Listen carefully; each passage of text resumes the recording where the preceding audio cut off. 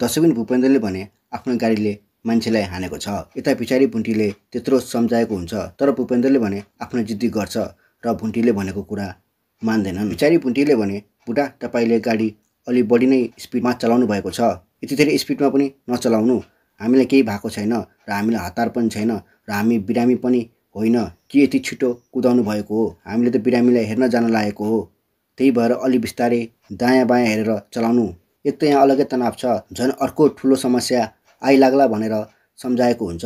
तर भूपेन्द्रले भने तिमीले मलाई सिकाइरहनु पर्दैन, म यतिका वर्षसम्म यसरी नै गाडी कुदाइरहन्छु, आजसम्म मैले कुनै पनि दुर्घटना गरेको छैन, तिमी चुप लागेर बस भनेर पछाडि भुन्टीमा रिस गर्दै झन् स्पिडमा भने चलाउन थाल्छ र अन्ततः एक्सिडेन्ट पनि हुन्छ।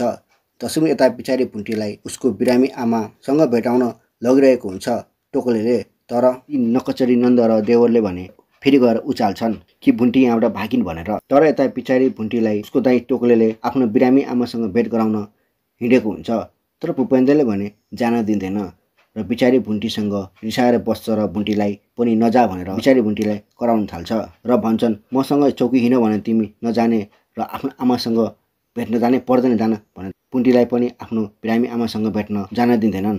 तर यो सबै कुरा भने भूपेन्द्रको दाइले माथिबाट सुनेर बसेको हुन्छ र आफ्नो भाइ भूपेन्द्रलाई कराउँछन् र भुन्टीसँगै जा भनेर पनि लगाउँछन्। तर भूपेन्द्रले भने जान नमानी दाइको कुरा मानेर गएको हुन्छ र पछाडि भुन्टीमाथि रिस गर्दै गाडी भने स्पिडमा चलाउन थाल्छ र गाडी स्पिडमा चलाएको देखेर भुन्टीले भने आफ्नो बुढालाई भनेको हुन्छ गाडी अलि बिस्तारै दायाँ बायाँ हेरेर चलाउनु भनेर सम्झाएको हुन्छ। तर भूपेन्द्रले भने तिमीले मलाई कसरी गाडी चलाउनु पर्छ भने सिकाउनु पर्दैन, मैले कति वर्षदेखि चलाइरहेको छु, अहिले आजसम्म केही चिज या कुनै चिजसँग ठोकिएको छैन भनेर अझै स्पिडमा भुन्टीलाई देखाएर चलाउन थाल्छ। तर अन्तिममा भने भूपेन्द्रले कुनै चिज वा कुनै व्यक्तिलाई भने ठोकिदिन्छ र यतिकैमा भने यो भागको समाप्त पनि भएको हुन्छ।